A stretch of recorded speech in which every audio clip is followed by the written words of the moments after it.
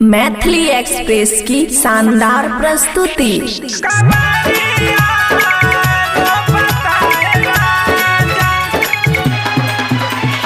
DJ Shiv Narayan Sitamarhi. खुशी recording studio बलुआहा।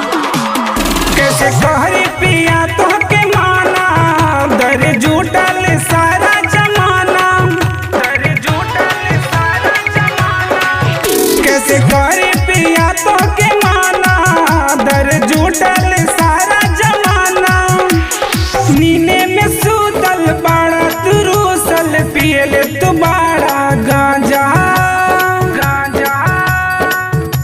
कवरिया रो बताए राजा दरसिया दे दत्तानी बाबा। कवरिया रो बताए राजा, रो बताए राजा। डीजे शिव नारायण सीतामढ़ी।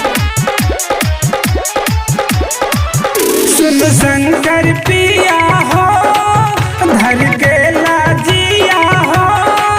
सुन शंकर पिया हो धर के लाजिया हो। रौर दर्शन के अभिलाषाई राखेला भक्तन सारा हो। हाली से उठी खाई मलाई छोरी न पियले गांजा गांजा।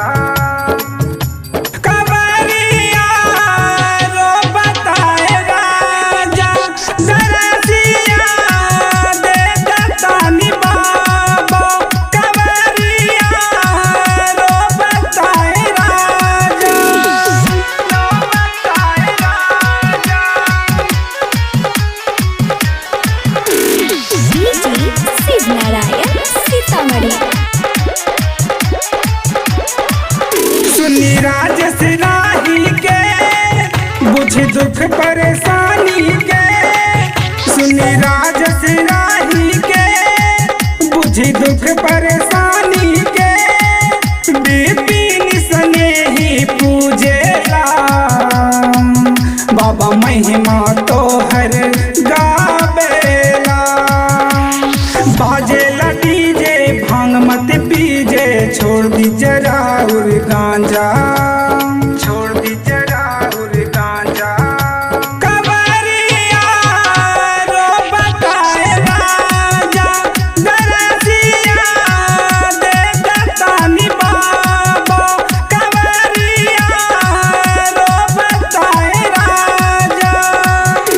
खुशी रिकॉर्डिंग स्टूडियो बलुआहा।